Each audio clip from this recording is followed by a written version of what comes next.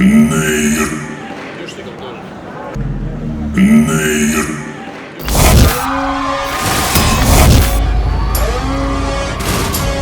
Окей, ребят, как настроение? Большое спасибо, что вас пришло в таком количестве к самому началу. Это означает, что вы не хотите ничего пропустить. Я правильно понимаю? Я Дима Баш, это блог Speak to Bash. Баш. Паш,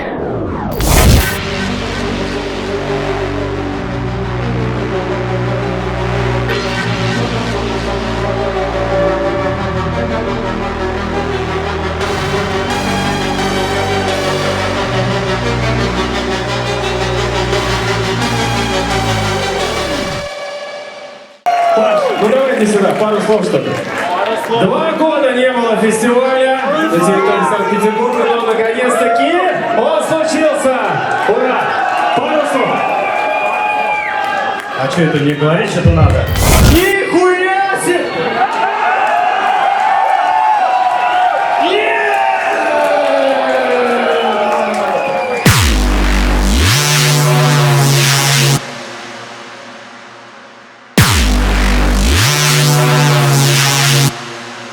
Итак, снова с вами опять Дима Баш, блог Speak to Bash. И сейчас рядом со мной находится яркий представитель драм-бейс-сцены как Питера, так и Москвы. Очень интересный, позитивный, крутой человек. Это Кирилл Профит. Кирилл, привет. Здорово. Как сам? Нормуль, как пустой универсам. Расскажи про нейропанк Москвы и нейропанк Петербурга. В чем отличие? Да?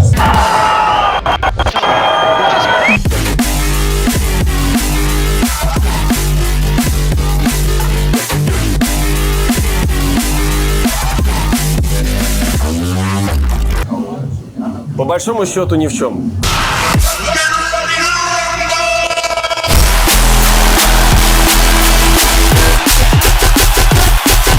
Но у нас народ везде, грубо говоря, один, который любит драм-н-бейс и приходит.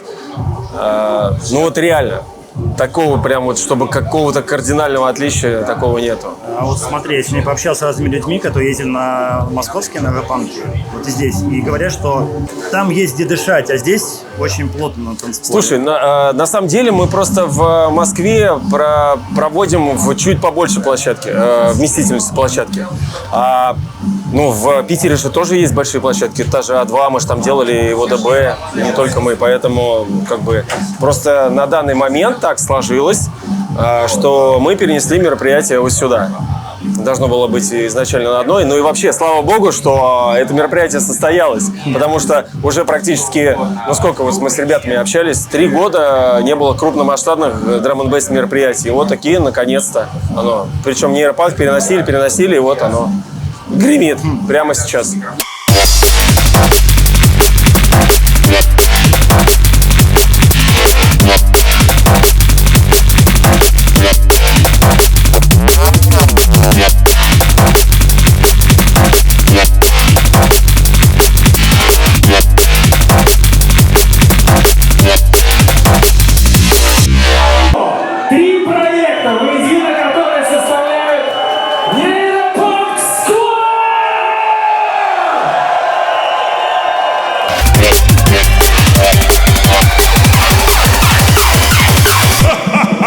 Привет, Лёв.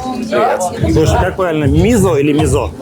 Вообще, я всегда всем говорю, что нету какого-то четкого определения, как удобно. Но мне нравится больше, когда говорят мизо, потому что это вроде как потверже звучит. Просто... Так вот, Дима, ответь мне на тот вопрос. Почему Engage? Это от Nokia? Нет. Это из трека Face Brainwave, который выходил на Subtitles, где мужик модным языком, модным в смысле голосом говорил Engage. Я думаю, пиздато звучит, вот возьму себе такой псевдоним. Вообще, если честно, это абсолютно рандомный выбор. То есть я раньше в детстве занимался хип-хопом. У меня был примерно похожий никнейм, говорить не буду, просто для конфиденциальности. И как-то я батился с чуваком, знаете, да, такой типа фристайл. Да. Вот. И он неправильно произнес мой никнейм, именно как мизо. И я такой запомнил, думаю, ну ладно, когда-нибудь, если какой-нибудь проект замучу, заиспользую этот никнейм. И в итоге вот пригодился для драм-н-бейса. И потом оказалось то, что мизо там есть какое-то где-то поселение там, и в общем что-то уже это существует, но было поздно менять, я его решил сохранить. Антон, здоров. Здорово. Да.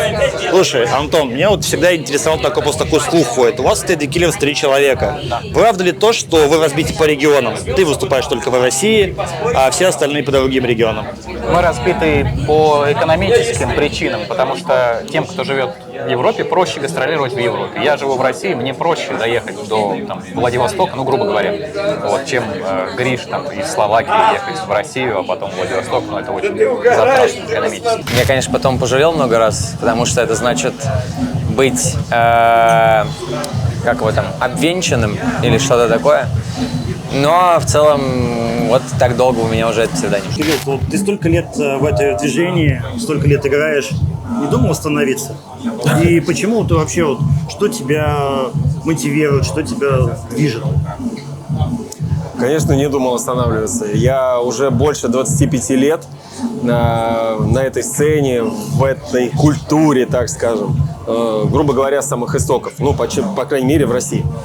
Вообще, эта ломаная музыка, она с начала 90-х, даже с конца 80-х зарождалась. Поэтому, но у нас в России она в середине 90-х начала свое движение. Groove Den, ты знаешь, Storm Crew. Мы подхватили всю эту историю и начали как Technoid Connection, впоследствии TC Group перебрендировались. Нет, останавливаться ни в коем случае не хочу. Я эту музыку обожаю. Причем во всех ее проявлениях ломаных ритмов. То бишь брейкбит, брейкс, дабстеп также, трэп. Все-таки тоже там вайп очень мощный, бейс. Ну и самый любимый, конечно же, это пик, так сказать, это драм-н-бейс. Естественно. Причем драм-н-бейс я представляю, в частности, на TFM Baseline Show и вообще, когда я играю, различный спектр. То есть, если взять, например, час моего выступления, то я за этот промежуток времени играю и мейнстрим успеваю, и вокальный, и ликвид фанк, и дипчик, и нейрофанк, конечно же. Но в любом случае это тоже зависит от времени выступления. Либо ты хедлайнер, либо, например, я на World of Drum and Bass либо открываю фестиваль, либо скрываю. Тоже я подстраиваюсь, смотрю примерно, как по публике будет, ну и в какое время. Поэтому я люблю весь драм-н-бейс по его сабжанрам, так сказать. Поэтому останавливаться ни в коем случае не собираюсь. Я давно хотел научиться писать музыку, я сейчас это продолжаю делать, и надеюсь, скоро вы все услышите мои творения. Хотя у меня с Андрюхой с Dual Personality был, но там по большей части его привилегии, да, поэтому я так сказать сбоку с припеку. Да, кстати, он сейчас переехал маленько. В общем, двигаемся дальше, больше, как говорится. Ты издаешься на нейропанке, играешь на нейропанке. Вот, как твои ощущения? Как тебе атмосфера? Ну, не то, что атмосфера. Во-первых, для меня это дом родной. Я начал с нейропанка. Самые первые треки были в подкасте у Беса. Поэтому ощущение, когда ты играешь на нейропанке, это как просто вот ты когда домой приходишь и разделся, и такой выдохнул. Вот. Поэтому здесь всегда все свои. Причем в любом месте, в любом городе люди, которые приходят на нейропанк, это всегда свои люди, которые знают движуху, знают артистов, и ты всегда приезжаешь как к себе домой. Очень хорошо. Да. Хорошо. Скажи, вот атмосфера Петербурга и атмосфера Москвы по вечеринкам. Тоже. Я, во-первых, и не хотел бы разделять, и реально и там одинаковое. То есть я не могу сказать, что в Москве получше, либо наоборот в Питере получше. Вот, ну, реально. То есть люди, например, когда ты берешь микрофон и общаешься с толпой, то есть люди реагируют правильно, так, как мне нужно, так, как я хочу, так как я их подготавливаю, вывожу на эмоции. Вот. Плюс Васька Смоки тоже сегодня помогает. Молодец. Красавчик.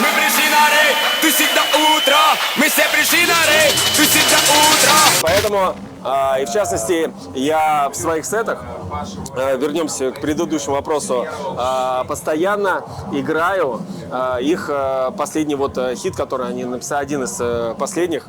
Рейх, мы все пришли.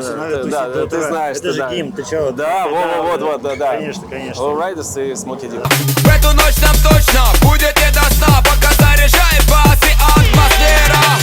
Очень люблю этот трек и разделять не могу. Вот, реально, я не буду ни льстить, ни врать, ничего. Вот говорю, как есть. И в Питере, и в Москве очень круто. Ребята, люди реагируют на драм-н-бейс, на MC, на треки, на подрывы, на дропы там и так далее. Поэтому, я только могу сказать респект, уважуха всем.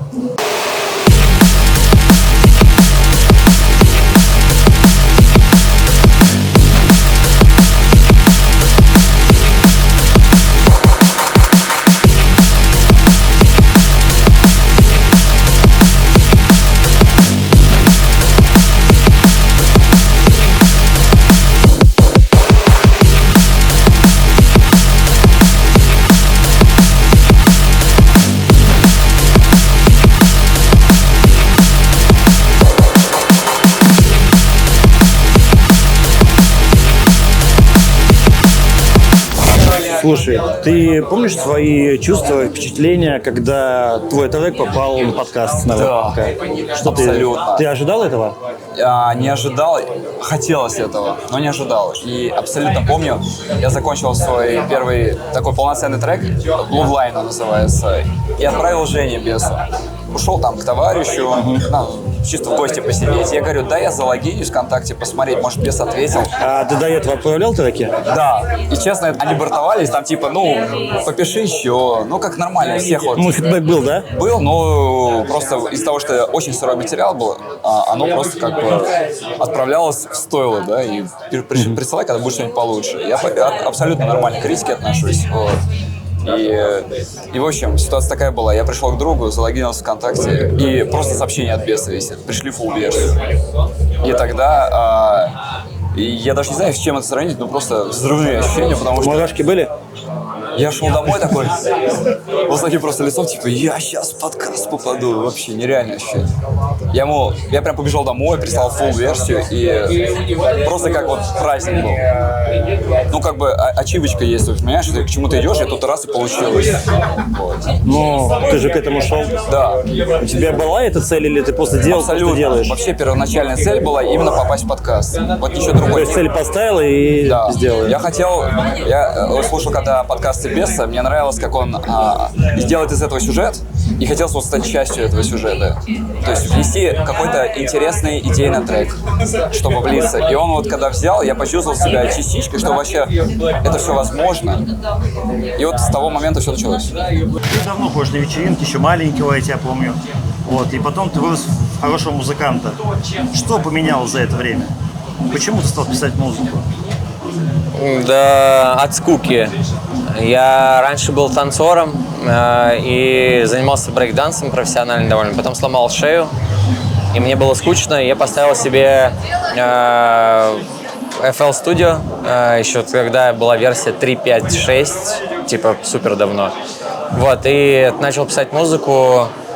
А с драм-н-бейсом я познакомился вот как раз-таки на брейк-дансе, и мне вот очень понравилось это. То есть как раз я услышал там, наверное, первые сеты, какие-то треки Десималя, Кемаля, Нойзи, которые еще только зарождались, наверное, в то время, там, 2003, 2002 год был. Вот, и из-за этого стал пробовать как раз-таки писать такую музыку.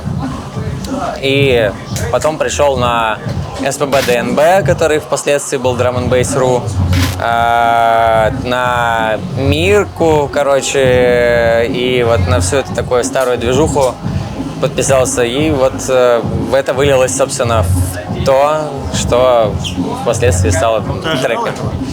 Да нет, я просто for fun это делал. На самом деле оно все время было так, и по сей день, наверное, остается. Хоть сейчас я уже не так много пишу музыки, но, тем не менее, вот эти загашники, где куча треков, которые лежат до сих пор в столе и которые не выпущены, они написаны все for fun, чисто без какой-то там темы в плане то, что выпустить, заработать бабок, там, трали-вали. В общем, нет, это чисто хобби.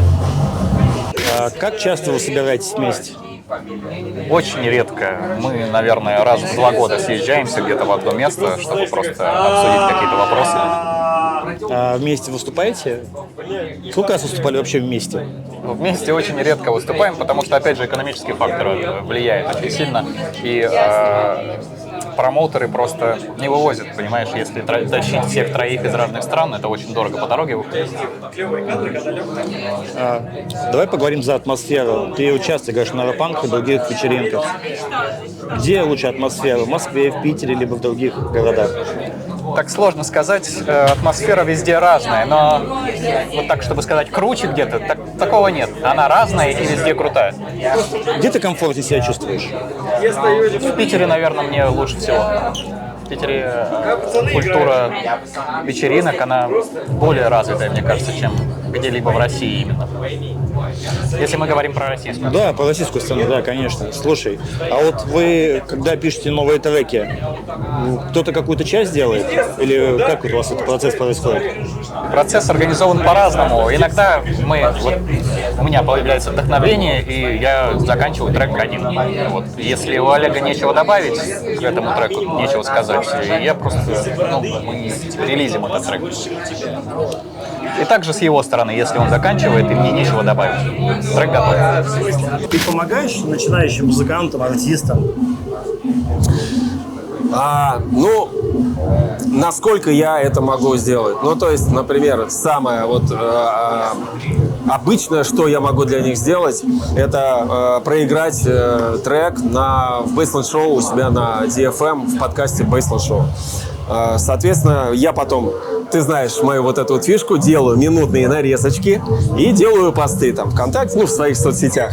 И внизу делаю подписку, чей это трек там и так далее. И ребята там делают репосты. По статистике очень много сохранений вот этих вот моих постов. И также репостов. То есть люди пересылают друг другу для того, чтобы послушать, либо там впоследствии скачать откуда-то, либо купить этот трек. Ну, то есть людям это заходит. И по просмотров тоже, собственно, статистика очень хорошая. В общем, Ты хороший всегда был менеджер, такой продажник всегда. Умел себя подать.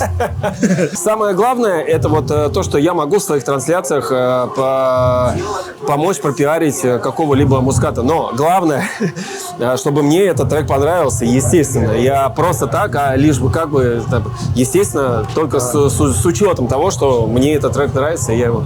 То есть любой человек, тебе может прислать трек, ты его заценишь. Конечно.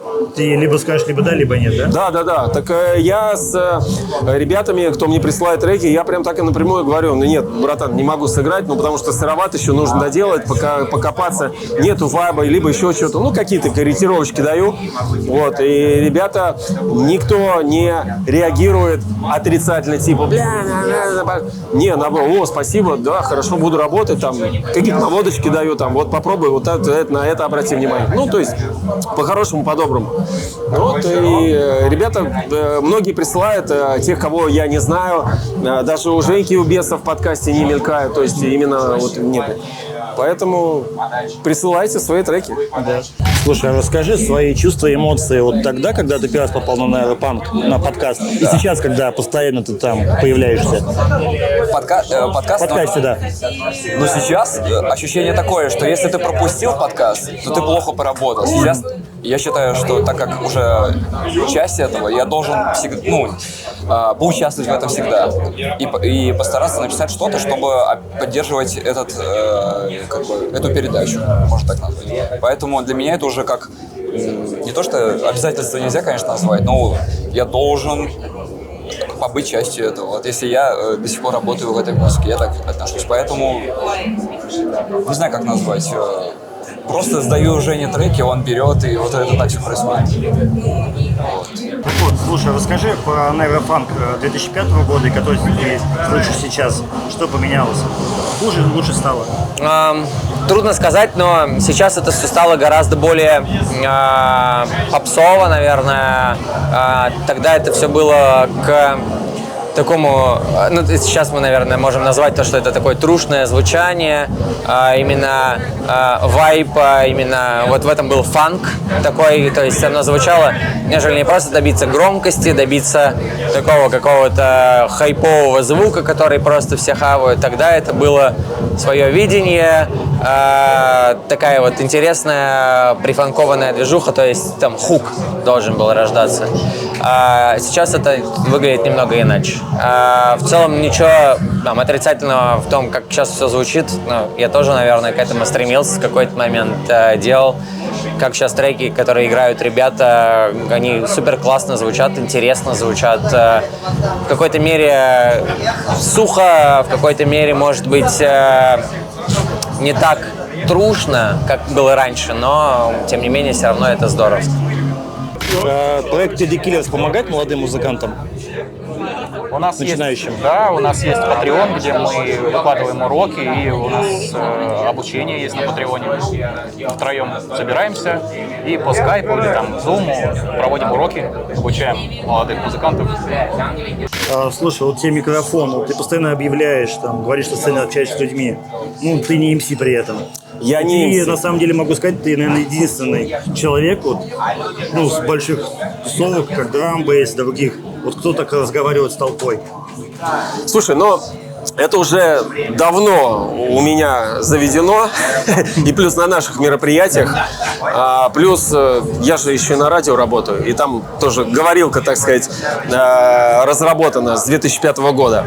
Но поначалу было как бы тяжело, но потом со временем, я уже даже, ты знаешь, раньше были какие-то подводочки, и я готовился что-либо там сказать там заранее, там, ну и сейчас это тоже делаю, если какой-то музыкант, там что-то, какая-то у него фишка по трекам, либо альбом, там, либо еще что-то. Вот. А так в основном все вот сходу, все на живой энергии, на хайпе, вот на вот этой вот, на этом вайбе. Да. Поэтому, ну, я считаю, что получается вроде как, людям нравится, действительно реагируют, поэтому дай бог, спасибо. Твой лучший трек какой? Если брать статистику сухую, не мое. Ну, нет, именно твое мнение.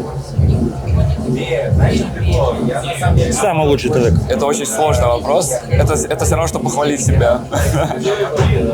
Ну, наверное, Dust Devil. Ну, потому что он просто популярный, простой, и его можно и послушать, и поиграть.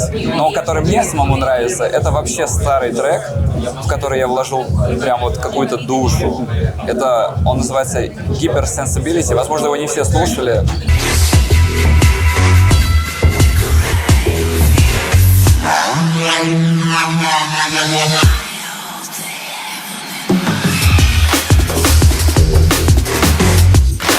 Вот, но это прям вот, если его включить, это то, как я когда-то первый раз вот услышал и понял драм н бейс, я вот это вот все туда влил. То есть чисто, он не танцпольный, он по продакшену не такой современный, но душевно это полное прям вот сознание мое. Поэтому я этим треком, ну, дрожу для себя. Атмосфера 2005 года и атмосфера сейчас. В плане чего? Тусовок? Да. Разный вайб, потому что тогда мы все рвались на эти вечеринки, как, ну, чтобы увидеть что-то новое, если особенно привозы какие-то были, ну, то есть тогда там привозили Кемаля, того же самого, которого сейчас, ну, не увидишь. Первые вечеринки Battlefield, куда Noisia приезжали еще таким молодняком, Спор молодой и так далее. Все тогда это было в новинку, все было очень круто. Сейчас к этому, естественно, уже как артист так ты прикипел и по-другому относишься, скорее приходишь увидеть друзей, пообщаться, вспомнить то же самое былое, вот о чем ты меня спрашиваешь, даже, ну, навевает такую приятную ностальгию. Конкуренция есть на нейропанке? На нейропанке? Вообще вот среди вас всех. Ну, она Ты есть. чувствуешь ее? Ну, а смотря за что. Вот за что мы конкуренция. Например, если по продакшену есть, если не брать гастроли, а чисто skills, да, конечно, есть. И например, как у нас бывает, ты такой пишешь треки, да, тебе какой-нибудь нейропанк, там даже новичок, зачастую сейчас в последнее время бывает, что новичок присылает трек, он звучит так круто, что ты такой, ого, я должен подкачаться, там, например, ну, в плане продакшна. И начинаешь тоже... Это хорошая такая здоровая конкуренция. А атмосфера, когда ты в 2005 году приезжал в Петербург, и атмосфера сейчас, что-то поменялось? Ух, вспомнить бы, что было в 2005-м. Слушай, но народ всегда любил драм-н-бейс музыку и, ну, по большому счету. Ну, меняется музыка, естественно, сам вайб, но эмоции, ну, в любом случае, люди как реагировали, как до сих пор кричат «Хей», так до сих пор это и делают, за что, ну, это, так сказать, фишка драм-н-бейсеров вообще, драм-н-бейс движения, джангл движения еще тогда. Поэтому, ну, я не могу сказать, что прям конкретно что-то поменялось. В целом направление, оно как было, вот это вот движение энергетики позитивное, оно таким и остается. Отлично. И последнее, что я хочу тебя спросить. Тебе есть что-то такое сказать, о чем я тебя не спрашивал? От себя. За движение, за драм-бейс движение. Хочу, давайте скажем так, я пожелаю людям, которые смотрят это видео и знают о драм-н-бейс музыке, ходят и любят ее, продолжать любить, тусоваться на драм-н-бейс мероприятиях, неважно, это будет Питер, либо Москва, либо какие-то другие города. А те, кто не знает об этом движении, я советую прислушаться и попробовать все-таки окунуться в эту, так сказать, большую пропасть, потому что, ну, в принципе, это такая бездна. Во-первых, это движение с конца 80-х, с начала 90-х заражалось, и оно до сих пор развивается, продвигается во всем мире. Это же круто. Несмотря на какие-либо другие жанры музыки. Ну, к примеру, приведем ту-степ. Побыл и немножко канул. Да, сейчас его пытаются как развить. Дабстеп тоже была волна. Она сейчас есть, в Америке тоже любят, но у нас в России оно не особо. У нас даже был фестиваль Dubstep Planet, который мы пока что поставили на паузу. И когда мы следующее мероприятие сделаем, пока неизвестно. Бейсленд планируем, кстати, да, потому что на фестивале Бейсленд концепт какой? То есть у нас там задействованы различные жанры. То есть поставлено все это. И трэп немножко, чуть дабстепа, драм-н-бейс, конечно же, бейс-хаус, то есть мультижанровое интересное мероприятие, бренд. Вот, поэтому я советую прислушаться к этому направлению, покопать немножко, потому что очень много всего с начала 90-х вы можете найти для себя треков. В частности, и Prodigy тоже драм-н-бейсы писали, и по-прежнему иногда это делают. Поэтому слушайте хорошую, клевую музыку, да и всем мир, так скажем. Все, спасибо, Кирилл, тебе. Все, друг мой, благодарю.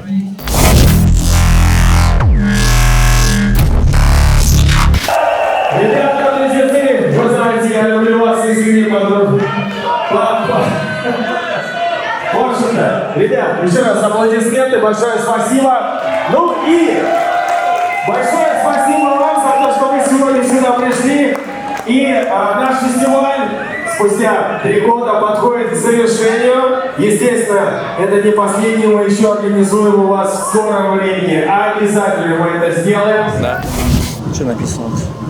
Это древнеарамейский сигила Каина, направленная на открытие закрытых дверей. У тебя такие шикарные усы.